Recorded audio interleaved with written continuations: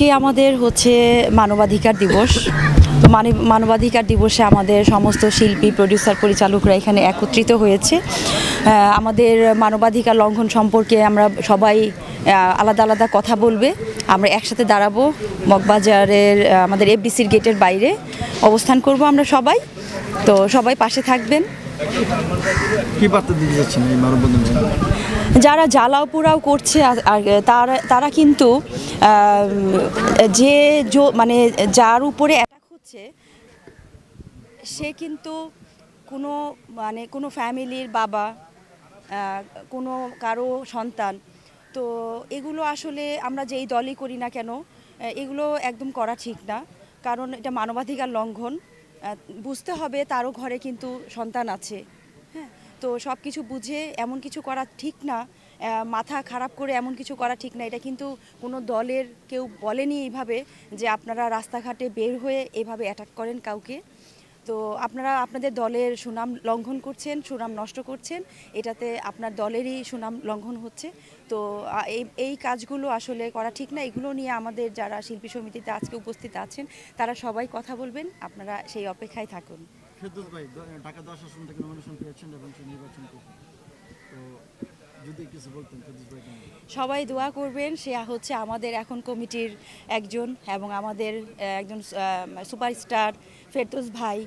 জাতীয় চলচ্চিত্র অ্যাওয়ার্ড পেয়েছেন যিনি, আমাদের ফেরদৌস ভাই, তিনি এখন আসছেন নতুনভাবে রাজনীতিতে। আপনারা তাকে সবাই দোয়া করবেন, তাকে স্বাগতম জানাচ্ছি নতুন অধ্যায়ে জয়েন করার জন্য। অবশ্যই তিনি ভালো কিছু করবেন, অবশ্যই ভালো কিছু হবে, ইনশাল্লাহ তার জয় হবে, আমরা সবাই তার পাশে আছি। আগামীতে শিল্পী সমিতির নির্বাচন, তো সেই নির্বাচন তো আপনার নিপুণাপুর অবশ্যই দাঁড়াবে। তার পরবর্তীতে একটি প্যানেল হওয়ার চিন্তা ভাবনা আছে ডিপজল সাহেব, তো সেখানে আমাদের জাহেদ খান আছে। তো যদি তার আগের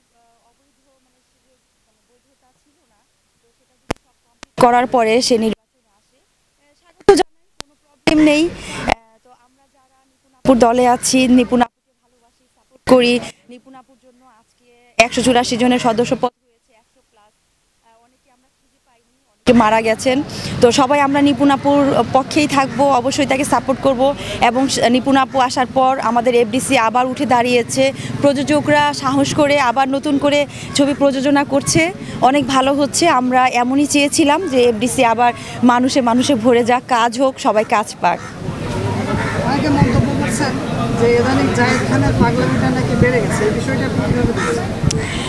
হ্যাঁ বলেছে, হ্যাঁ হিরো আলমও বলেছে যে তার পাগলামিটা বেড়েছে, সে ডিগবাজি খাচ্ছে। তো আমার কথা যে একটা হিরো, সে একটা ছবি করুক আর 5টা ছবি করুক, সে একটা হিরো হয়ে কতটুকু মানে সুন্দর দেখা যায় যে মানে একটা ডিগবাজি খাচ্ছে, যেখানে সেখানে যাতা বলছে, যেটা ইচ্ছা বলছে, এটা কতটুকু শোভা পাচ্ছে সেটা আমার প্রশ্ন। যে সে একবার নিজের ভাবা উচিত যে একটা ছবি হলেও সে করেছে, সে একটা হিরো, যেমনই হোক না কেন, যেই কাতারেরই হোক না কেন, অবশ্যই এগুলো ঠিক না, একটু নিজের পার্সোনালিটি রাখা উচিত। তিনি নিজেও একটা ভিডিও ক্লিপের ভিতরে বলেছেন যে এবার ডিগবাজি খেয়ে যার তার ঘরে ঢুকে যাবে, এই বিষয়টা আপনি কিভাবে দেখছেন? একজনের ঘরেই ঢোকা উচিত, যেহেতু আমরা জানি সে আনম্যারিড, বাকিটা সে ভালো জানে।